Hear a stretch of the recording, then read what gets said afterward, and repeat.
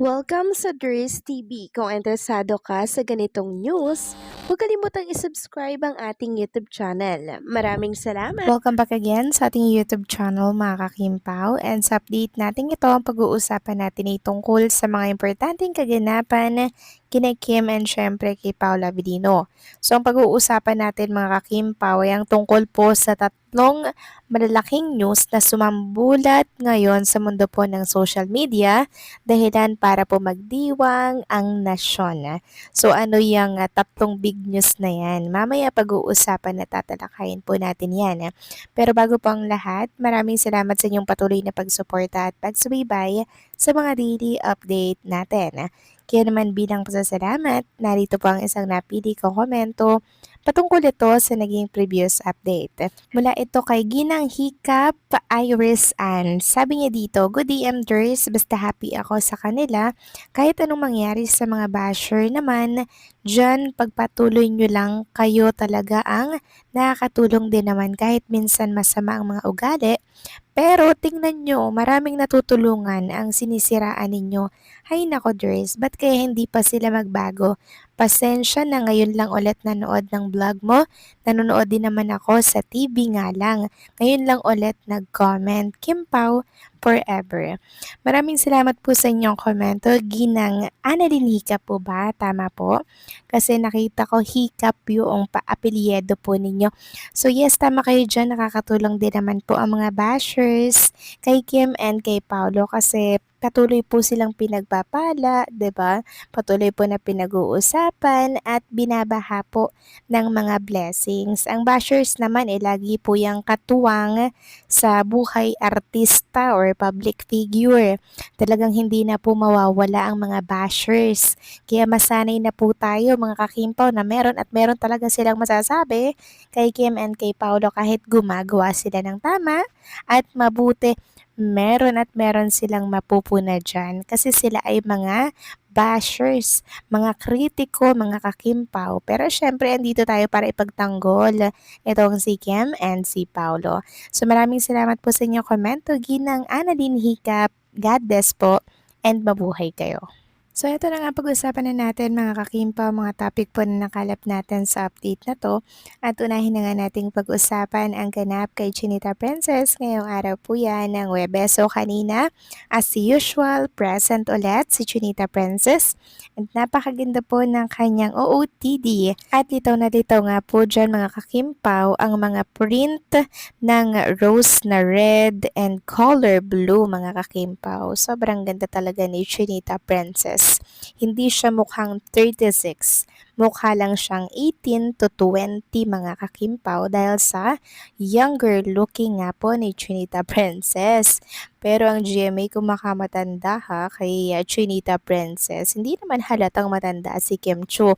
Hindi naman halata na 36 years old na siya.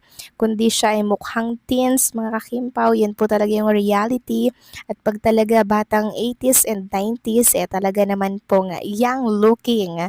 Hindi po talaga sa biro. Pero totoo talaga mga kakimpaw ng mga batang ipinanganak ng 80s to 90s, talaga namang mas younger po ang looking nila kumpara po sa kanilang edad. Yan po talaga ang realidad at si Chinita Princess ang buhay na patunay na may katotohanan talaga yung kumakalat na memes ng 80s and 90s ay mga baby face.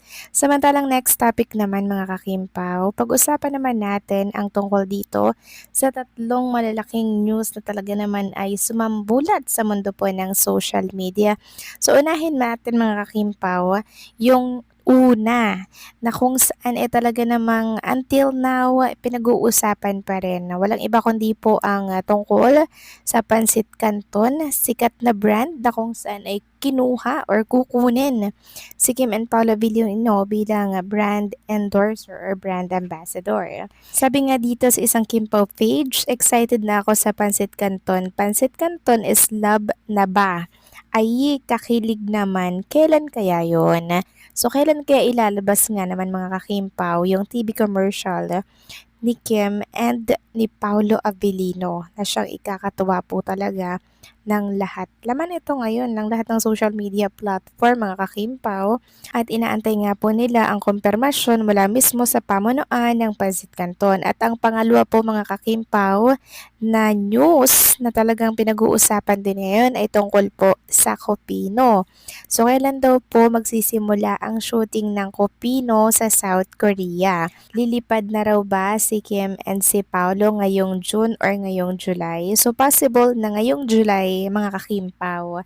Kasabay po ito marahil nung pag-alis nila papunta po ng ASAP Sydney mga kakimpaw kasi kailangan na po nila yung ma-shoot.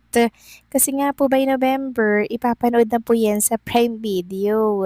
So ilang buwan na lang ba, ang dami pang mga paghahandang gagawin. And bago mag-November, dapat tapos na po mga kakimpaw yung series na yun na isushoot po nila dito po sa South Korea. And nitong mga nakaraan nga, nalaman natin na nag-aaral na pala or nagte-training na si Junita Princess ng kanyang language, Korean language na gagamitin niya nga po para po sa Kopino. Siya kasi yung Korean and si Paolo naman yung Pinoy.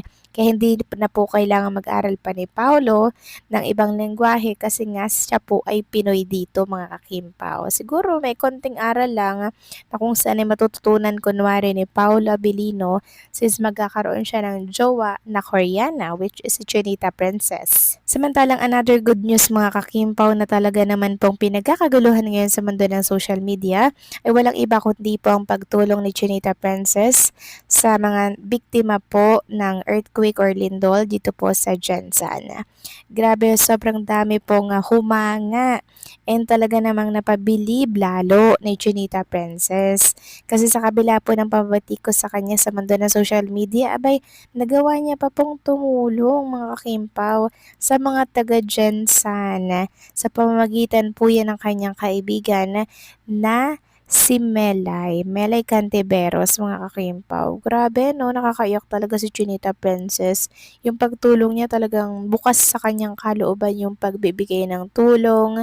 Kaya hindi po talaga nakakapagtaka kung bakit ang daming blessings ang dumarating kay Chinita Princess ngayon. Kasi nga po, yung blessings na nakukuha niya, binibigay niya rin po sa kanyang kapwa. 'Di ba? Nagsisilbing blessing si Chinita Princess sa mga tao pong nakapalibot sa kanya. Kaya ang dalangin ko nga mga kakimpaw, sana po mas marami pa pong TV commercial ang makuha nila ni Paolo Abilino. Kasi for sure tatangkilikin po talaga yan ng mga Kimpaw supporters, yung mga brand na hawak ng Kimpaw. Yun po talaga yung ginagamit namin bilang pagsuporta kay Chinita Princess and kay Paolo, 'di ba? Kay Kim Chiu po kasi yung reflect nun. Kung malakas po ang bentahan, ibig sabihin ay effective si Kim Chiu na endorser ng naturang brand. Kaya kung ano ini-endorse ni Kim, yun po yung bilhin at gamitin natin, okay? So paano mga kakimpaw, hanggang dito na lamang po ang update natin. Maraming salamat sa patuloy na pagsuporta.